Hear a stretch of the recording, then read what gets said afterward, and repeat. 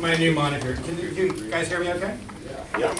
Thank you all so much for coming. This is a really special day for Sammy and me.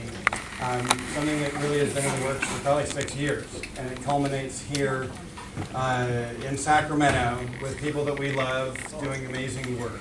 And you are all part of a family here as far as I'm concerned. So we wanted to make sure that folks in the, well, first of all, folks in the industry are safe and go home to their families at night. But the most important thing is that we can help farmers and those that want to enter into the industry to do every element necessary to become successful. And we've brought together, I think, the best team. Not only they're excellent at what they do, but they're good friends and good people. So thank you all for being here. I'm going to introduce just a few folks that have come to join us today that can speak to you about what they see is the state of cannabis today and its future.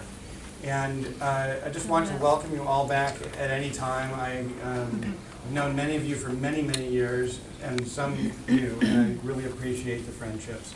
So let's see here. Who should we have go first? I think Molly Fry would be fantastic. That's right. So without further ado, Dr. Fry.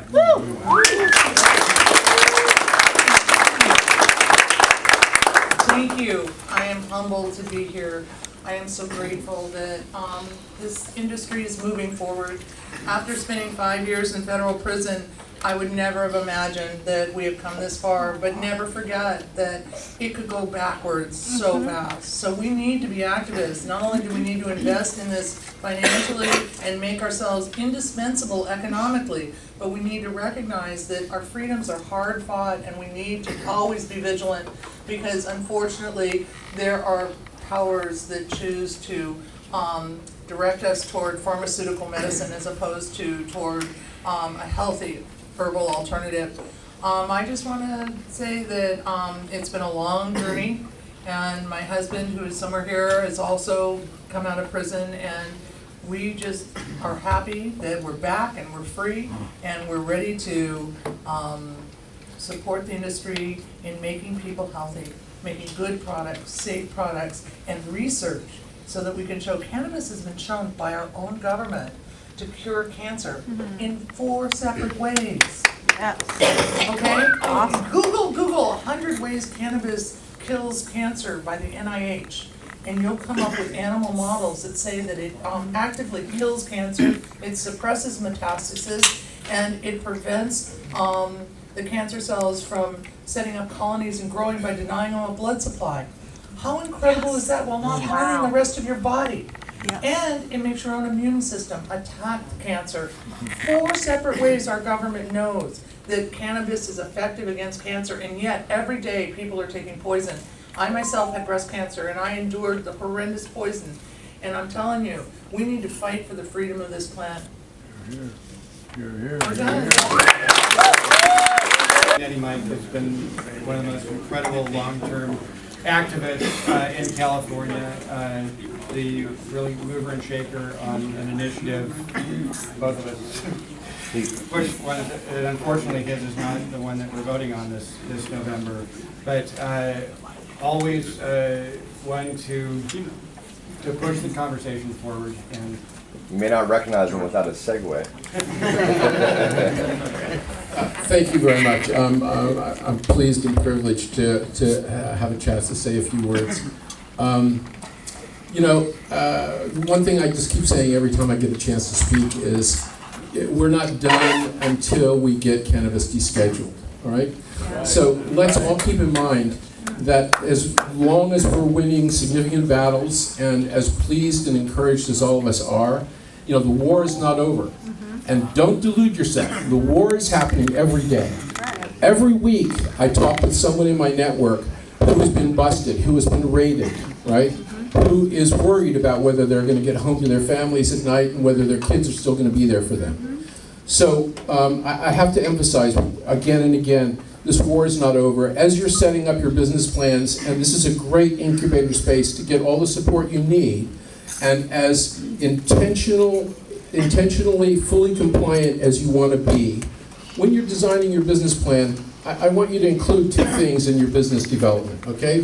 One is you need to have some kind of compassionate care, right? Our industry is based on values. One thing that differentiates us from the pharmaceutical industry, I'm going to say that again, it's intentional, the pharmaceutical industry, is that we have compassion, right? And we want to heal people, and we want to prevent the spread of disease. So keep that in mind. When the proto-bitches, did you get that one? The proto-bitches keep trying to attack what we know we need to do in order to get better product to more people at a fair price, right? We need to stand up and we need to fight back, right? We need to stand up and we need to fight back.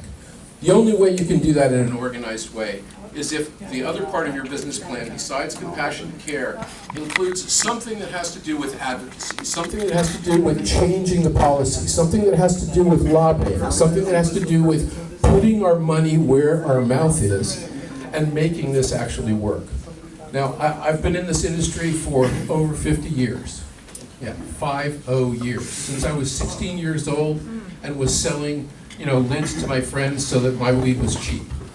And my product, my business plan has always been one of get more product to more people at a fair price. I'm now including make sure that it's not harmful. Okay, so that means screening and quality assurance. We're in a transitional time here now. The rules are changing.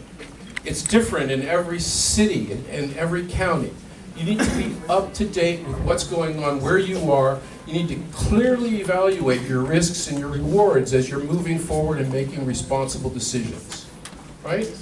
If I can benefit any of you with my long-term experience about having done as much as I have and managed to avoid incarceration, I'm happy to offer that expertise. This is a wonderful center. Heidi and George and Sam, the people that have put this together, have made a resource for this community, that is valuable, and as such, everyone needs to recognize that this is a way, a step of facilitating, of supporting, of empowering, of unifying our community, and that's something that we have always needed to be better at. Right? Amen. So I encourage you here today to look at, not only is this a wonderful networking opportunity for you to meet a lot of people that you haven't met, like me, I'm looking around at a lot of people that I don't know. But think also for a minute of what cannabis has done for you. What cannabis has done for you in your lifetime.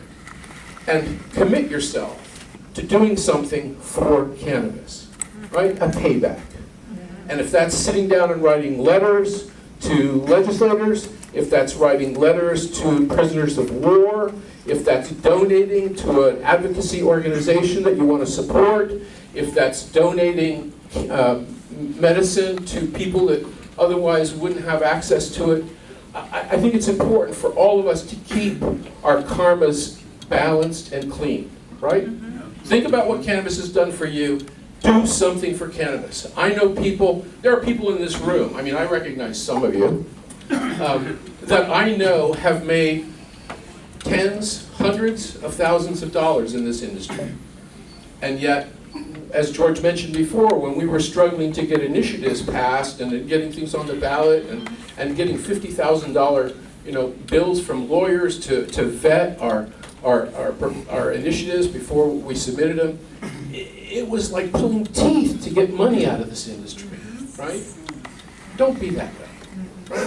We need to change that. Everybody needs to give back. Everybody needs to realize, as George said, we're one big can of family here, right? And as members of the family, we all sometimes need help. And all of us, at times, always have something to offer other people. So be open-hearted, be generous, right? Look out for all of us instead of just yourself. And at a meeting like this, don't think necessarily about what this meeting can do for you. Be here at this meeting thinking, what can you do for the other people here, right? So let's reach out, let's take advantage of this network opportunity. That's what this center is about. It's about bringing cannabis businesses together. It's about having a center where everybody knows and can support and enjoy and benefit from the resource that we all bring together. We are stronger together than any of us will ever be individually. Right? So with that in mind, reach out, meet people, introduce yourself, and take advantage of this. Thank you very much. Great. So thanks so much for having me, and I'm really glad to see everyone here because we are watching right now the birth of a new industry. It's an industry that was born in advocacy, it was born in activism, it was born of necessity, and now this industry is being born. And it's really great to see that we're stepping up and we're becoming more professional, we're becoming more mainstream, and I know some people hate those words, but those are the things that will eventually bring medicine to everyone who needs it. I often use the mother test when I'm trying to figure out what's right and wrong in medical cannabis. What would my mother think? And the idea of my mother walking into the first dispensary I ever opened, she would have been horrified. She wouldn't have wanted any part of it. But when she sees professional, lab-tested, properly packaged medicine that's dosed and consistent, that's the kind of medicine that mainstream America can relate to. And so that's where we're moving, and I'm really excited about it. And I know that regulations and licensing and zoning and all the rest of that is scary to some people, and I say we rise to the challenge. We are a resilient industry. We've overcome DEA raids, local police raids, PR smear campaigns, and the rest. And we're still here, and we're still growing and emerging and becoming a real industry. So we can deal with a few little licenses. It's not outside of our scope. And so I want to encourage our industry to embrace it and move forward. But I also want to say that this is an industry that in its early manifestations is still very malleable. And I hope we'll shape it to be an industry that takes care of its consumers. A lot of people say regulate cannabis like alcohol, and there's some wisdom to that, except I've never heard of a brewery or a winery or a distillery standing up for their consumers and fighting back for them. You don't hear about tobacco companies going out and fighting discrimination and standing up for the people who smoke tobacco, but we can. And there's so much work to be left to be done when it comes to patient advocacy and consumer advocacy in the field of medical cannabis. And just because the DEA isn't kicking in our doors, they might, by the way, that might happen again one day, but they're not doing it right now. That doesn't mean we're off the hook. We just last year secured the right of a medical cannabis patient to get an organ transplant. I don't know if you know this or not, but just 2 years ago, if you needed an organ transplant and used medical cannabis, you would die. Not anymore. There's Yami, she's alive, see? Just check, how many of you have jobs? Anybody? No jobs? Wow, okay. Well, if you have a job in California, you can lose it because you smoke legal medical cannabis. And the same, by the way, is going to apply for legal adult use cannabis as well. If you have children, you can lose custody. There's so many things that are left undone in the field of medical cannabis. I want to encourage all of you, as you move forward in the field of medical cannabis and you build this new industry, that you make advocacy, consumer and patient advocacy, a part of your business plan for real. Not a tip that you give at the end of the day when you've made some money, but a part of your operating plan every day. So that's my shit. Thank you so much. Because for me, this is the beginning of the future, again. Being able to create an atmosphere where you can come, and if you seriously want to be part of the industry, you can get permits, you can get information, you can get everything that you need at one-stop shopping. It's incredible to me. And the reason that it's incredible to me too is because I am a patient advocate, and the situation of the transplant, like Don got earlier, we passed the law, but we still have to enforce it. And not only do we have to enforce it, we have to go and change the laws in the rest of the United States, because it's not fair that somebody get taken off the list because they're using medical marijuana before they get transplanted. That's not fair, and we need to end that. So I see this as a tool for education and a tool for reaching out to the entire community, because the entire community should help with the advocacy. The entire community should push the rights of patients.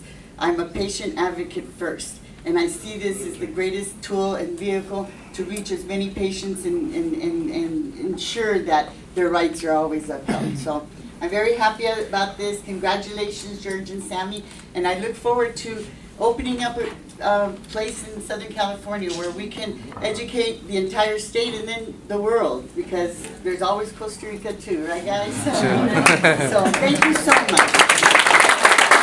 Appreciate how we're here, the people that got us here, I was fortunate enough to get into the business. 2009 is like another run, kind of like we're having now, but hopefully we don't get stopped. Much more organized. Back then, George and I were doing events very similar to this. It's been a long road. A year ago, we looked at each other and said, hey, let's be business partners. And for George and I, that's not like a business thing, that's a soul thing, a connection thing, which any of you guys who work with us, hopefully you guys have felt that. That's what this office is about. We're about love. We're about respecting each other, your ideas, you as people. That's the only thing I can ask is, this industry is wonderful because it really is come as you are. You look around, everyone, I love wearing shorts every day. So I wear shorts every day. Right? So I'm very thankful for the ability to do that. It's a surreal moment because I've been trying to put this thing together for about 5 or 6 years now, and and now for it to come together like this, I just want to thank everyone, George included, for believing in me. Without George, I'm just a talker, right? So literally with him in the room, it changed my life from my ability to be a business developer and in the business world as well.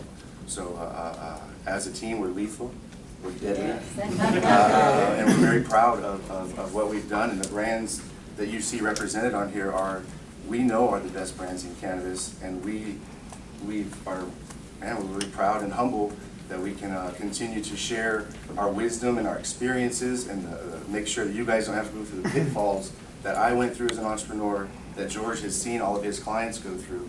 This really it's a accelerator, rocket ship, whatever. It's a place to help you get to the next level, and we don't care what level you're at.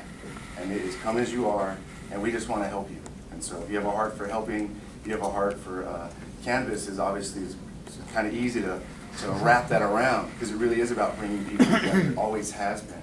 So we just want to thank you guys for coming out and supporting us. We're looking forward to expansion. We have big plans for these, and with the spirit of love and helping out, we know we're going to be successful. So thank you guys, everyone.